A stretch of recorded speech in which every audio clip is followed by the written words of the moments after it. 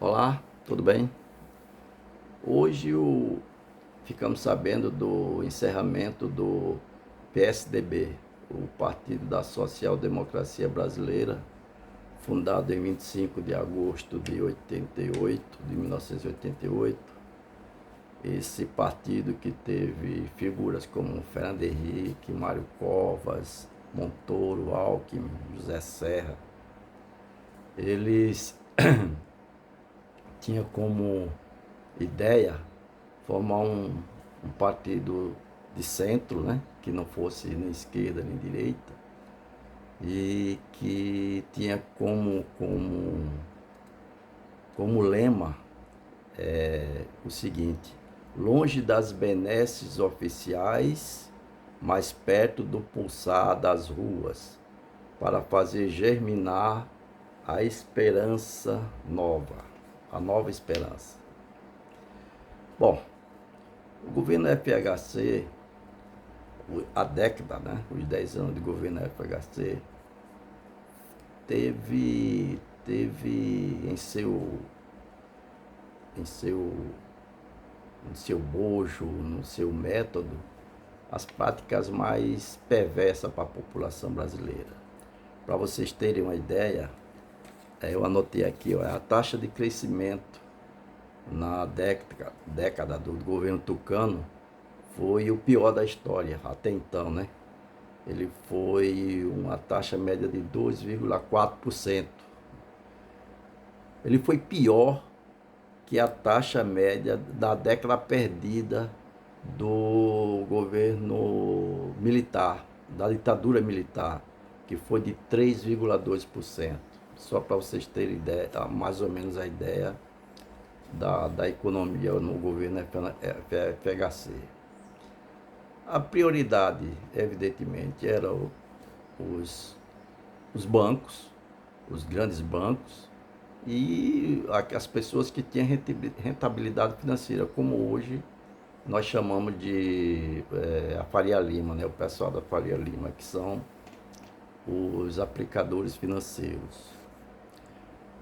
O, o governo FHC foi marcado por 45, olha a coincidência, 45 é o número do PSDB no TRE. 45 escândalos que foram de grande monta, né? Eu anotei aqui alguns deles para gente, só para lembrar, né? Porque eu não vou falar os 45, não, o tempo não dá. O caso Sivan, a farra do Proer, o Caixa 2 das campanhas, que foi terrível, a propina nas privatizações, que essa mereceu até livro. A Mauri Ribeiro Júnior escreveu um livro chamado A Privataria Tucana, que vocês devem ter aí, pesquise aí, compre e leiam, que é segundo o jornalista Luiz Nassif, é um dos piores escândalos políticos do país, né? E Fernando Henrique e sua turma já deveriam estar presos, né? Se você ler o livro A Privataria Tucana, de Amaury Ribeiro Júnior, você vai ver o quanto foi prejudicial ao país. Até hoje a população sofre. Aí teve a emenda da reeleição, o Brasil não tinha reeleição para presidente. E o Fernando Henrique conseguiu, com dinheiro, como o Bolsonaro fez com a Câmara dos Deputados, comprou aquele pessoal e conseguiu a emenda das reeleições.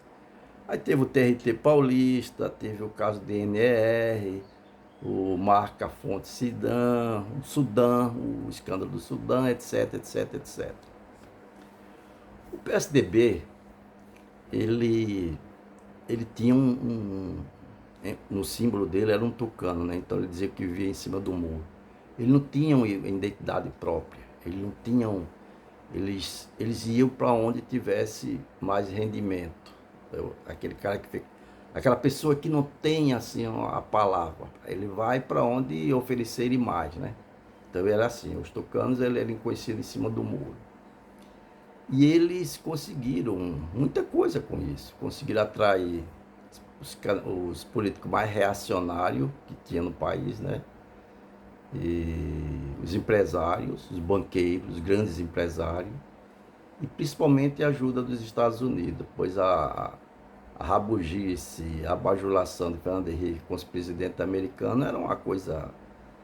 O que ele queria, ele, a afinada esposa dele, era ver viajando pelo país e pelo mundo, não parava aqui, visitava até país que não tinha uma agulha a oferecer ao Brasil, só para conhecer, né, fazer turismo.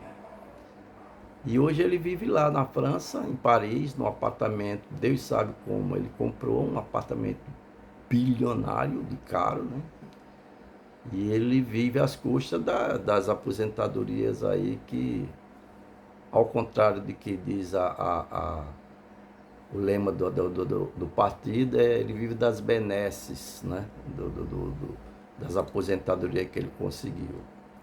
Então o PSDB nasce, morre e não deixa saudade nenhuma, a não ser para aqueles jornalistas, né, que vocês já conhecem aí, as viúvas do PSDB, como Dora Kramer, aquele lá do Globo News, e não vou nem citar nomes, o Gabeira, esses caras que eram apaixonados pelo Fernando Henrique.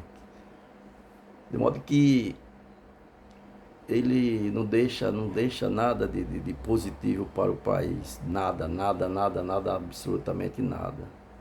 A história dele foi marcada por acordos, conchavos, coisas terríveis.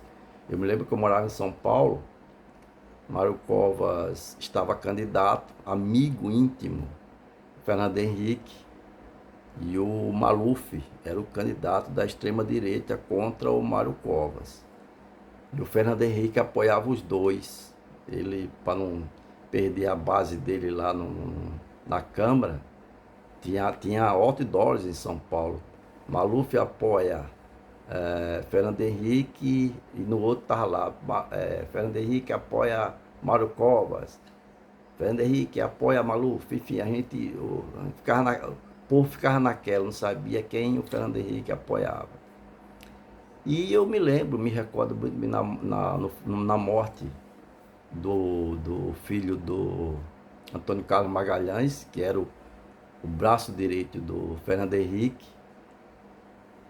O Fernando Henrique aos prantos, urrando em Salvador, no velório do filho do Antônio, do ACM, dizendo era o nosso futuro político e tal, porque já estavam trabalhando, né, a ACM junto com a FHC para fazer do Luiz Eduardo, o filho do ACM, o presidente do Brasil. Era o candidato deles, né? Queriam enfrentar o Lula, provavelmente, nas próximas eleições.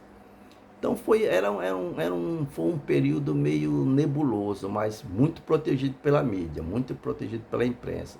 Para vocês terem uma ideia, o livro do Almari Júnior, do Almari Ribeiro Júnior, A Privataria Tucana, foi para escanteio. A mídia não publicava, ninguém dava publicidade ao livro. O livro foi lançado no Rio de Janeiro, se não me engano, e apenas jornais de esquerda e de partidos é que divulgavam, porque a imprensa, que era para não prejudicar a campanha de José Serra. Então ele foi meio que assim, escondido da imprensa. A imprensa nunca trouxe à tona o que veio, que tinha no bojo daquele livro, as coisas graves que estavam escritas ali, né? Então a imprensa sempre. E o Fernando Henrique, quando saiu do governo, ele mesmo disse em uma entrevista que ficava até acanhado, ficava sem graça de tanta puxada de saco que alguns jornalistas dele, como Boris Casoy, por exemplo, via babando. Ele viajou para um país que eu nem sei o nome, na África, o Fernando Henrique, só para pegar umas bijugangas, bater uma foto com a Ruth Cardoso.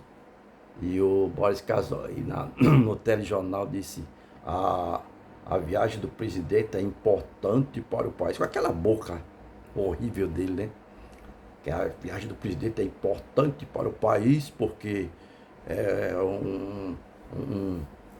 uma viagem de cunho cultural e blá, blá, blá, um país do tamanho de uma vila. Uma coisa que, não, que eu, infelizmente eu não me recordo nem o nome. Pra você ter ideia da importância que foi essa viagem.